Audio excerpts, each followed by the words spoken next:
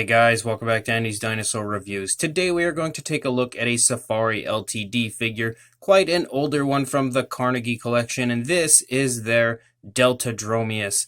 It is a figure that personally I am quite a big fan of, and I have loved this figure for many years.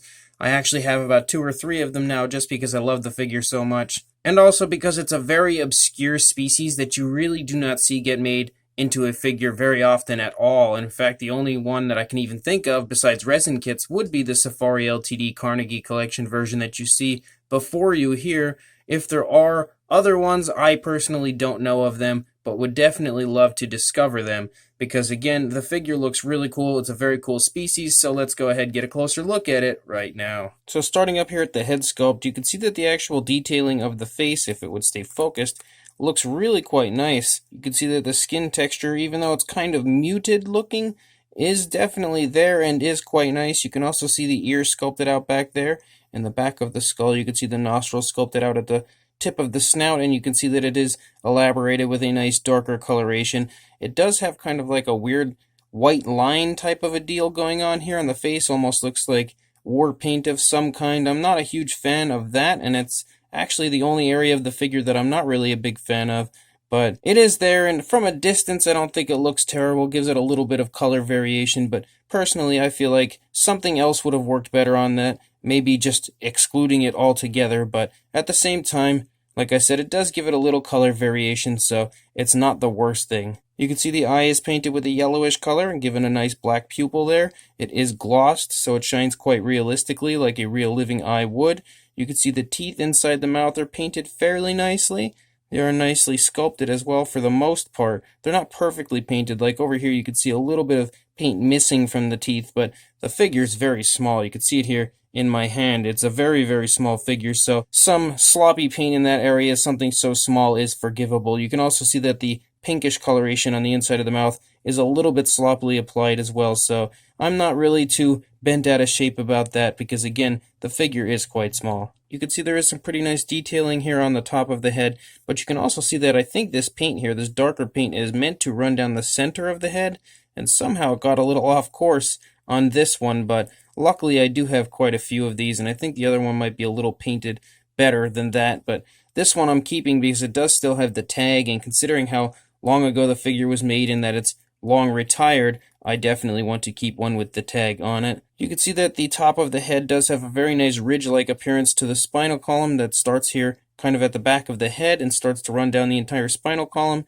The detailing here in the neck also looks really quite nice, very fine scaling as we run down the neck area of the dinosaur. It has a reddish coloration in the throat, which I do really quite like that. I think it gives it quite the very cool, almost like a predator type of an appearance, which of course it is in fact a predator. Moving down here into the shoulder area, you can see the shoulder blade protruding from the skin a little bit there. As we run out the length of the arm looks nice and scrawny, but it looks decent. The paint on the nails, though, you can see is definitely very sloppily done. For some reason, they didn't actually paint the entire nail of any of them.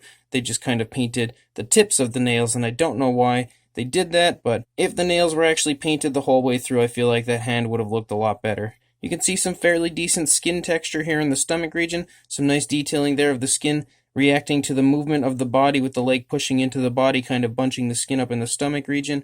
You can see that the detailing here at the top gets to like a little bit of a larger scaling as we get closer to the spinal column, and that ridge-like appearance that does run down the spinal column, that does look quite nice as well. You can see the hip bone elaborated from the body a little bit there, as well as some nice kind of skin wrinkling going on, some skin creasing. As we move down into the thigh and the calf region, you can see there is a little bit of muscle tone, but it's not extremely elaborated. But I think it looks pretty decent. You also have the kneecap there in the front of the leg. There is the foot sculpt. Once again, the nails are painted a little bit sloppy as far as not actually capturing the entire nail with the paint. And I don't know if they just chose to do it like this because the figure is so small and it was just a quick job or what, but you can also see the dew claws are painted. But I feel like, for the most part, actually looking over this specific figure, it's one of the sloppiest paint jobs I've seen on a Safari LTD figure in certain areas like the mouth and the nails. I still don't think it takes away from the figure too much, but I may actually just touch those areas up just because I feel like the figure would look a lot better if they were actually painted correctly. And then moving out here into the tail, you can pick up on kind of like some osteoderms here and there, as well as some pretty nice detailing here on the underside of the Deltadromeus, and the tail runs out quite nicely to a nice curve in a downward position. It definitely isn't meant to be in a tripod position or anything, but I feel like the tip of the tail being pointed down at the ground is for balancing issues. And then looking at the opposing side, you can see how nicely the skin is stretching as the Deltadromeus has its head turned to the right. So now the skin is stretching quite beautifully on the body, and definitely a very nice, very realistic appearance to what should be occurring on the body right in that vicinity. As we come down here into the arm, you can see the arm and hand does look quite nice. The nails again aren't painted perfectly, a little sloppy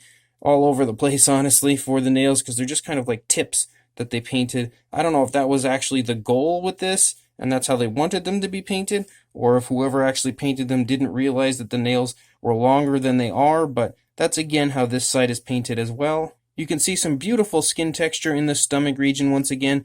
You also can take note to the shoulder blade there, protruding from the skin a little bit, and you can also see kind of some skin stretching off of the body as this leg is pulling back, stretching the skin off of the body a little bit, as well as some nice creasing going on right up here near the top of the hip area, kind of showing the movement once again, along with the hip bone, elaborated from the skin a little bit there. You can definitely see the muscle definition in the thigh a little better on this side than we saw on the previous side, but the calf muscle again is still very small, which it could have potentially looked like that. We can't expect every dinosaur to look like he's never skipped a day in the gym in his life, so it probably is something that this dinosaur could have looked like as far as the calf muscle not being super elaborated or anything. You can see the kneecap here, and then we move down into the foot sculpt, and just like the previous side, the foot sculpt looks quite beautiful, but the nails are not painted all that well again over here. And then moving back into the tail, you can see that that skin texture looks great the whole way out as we get to that very nice, very long curve and tip to the tail. The paint application of the figure as well is quite nice, and I love the many different variations of gray that they've included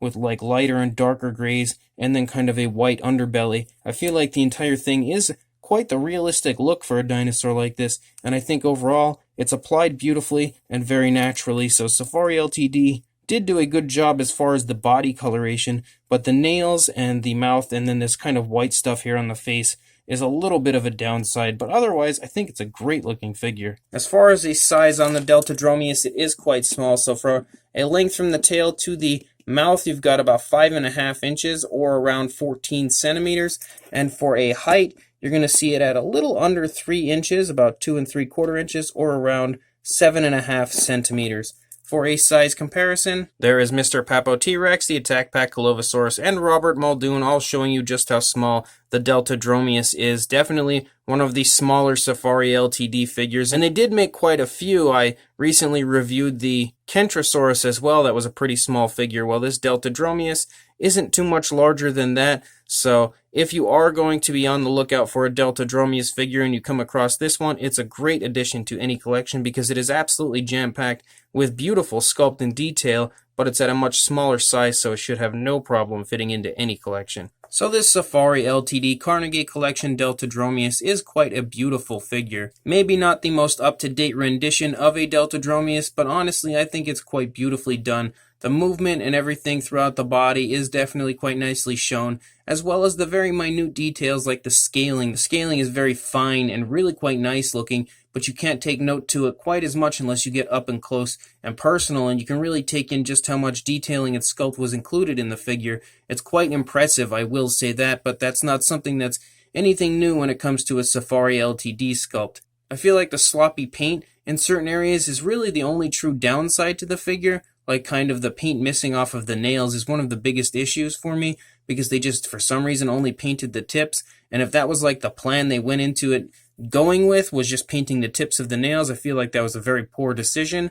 If they would have painted the nails the entire way through of all of the hands and feet, it really would have looked way better as far as that goes. The paint in the mouth is a little bit sloppy, but it's pretty forgivable for the most part because it's a very small area and it's hard to get in there. And being that these are all hand painted, it's kind of something to be expected from time to time. The teeth are actually painted fairly well for the most part. It's just mostly the pinkish coloration for the inside of the mouth that is a bit sloppy. I also am not a huge fan of that kind of white design on the face. It's just applied a little too thick and does not look very natural on the face, and it just kind of at the same time looks a little out of place, but it does also give a little color variation to the figure, so I'm okay with it, but I feel like it would have been better without it. The red in the neck is definitely awesome, and the rest of the body, as far as the paint application goes, is very nicely and very naturally applied, and overall, honestly, I think looks like body color and not paint on a figure, so that is a plus as well. The stance looks pretty good on the figure. It's nothing overly flashy, but it almost looks like he's in a little bit of a defensive pose, like he was kind of startled, or he might be in mid-battle with maybe another Deltadromeus or some sort of prey that it's trying to take down. So I feel like the pose does look quite nice, and the tail touching the ground to help it balance is not an issue as far as I'm concerned. I know some people aren't a big fan of companies doing that with their figures, but I feel like it kind of gives it like an action pose, like maybe it's currently in mid-battle and the tail's just touching the ground, and it's just a perfect opportunity to use that tail to display the figure and have it balance itself out. So I think the pose is quite nice. Overall, I think this is a really beautiful Safari LTD figure, and definitely something that's worth pursuing if you are in fact interested in it. If you do not have a Deltadromeus in your collection, I'd say this is probably the best option. As I had stated earlier, I don't really know of any other companies that currently have one out. So this one specifically is a great Deltadromeus figure, and definitely one that I suggest anybody interested pursues and tries to purchase. And I will actually include a link, if I can find one, in the description, probably to eBay, because again, being discontinued, that's your best bet most of the time for picking one up. So make sure you check the description. Go buy this very cool Safari LTD Carnegie Collection Deltadromeus if you are in fact interested, but also make sure you like, comment, and subscribe, and I will see you in the next review. Thanks for watching.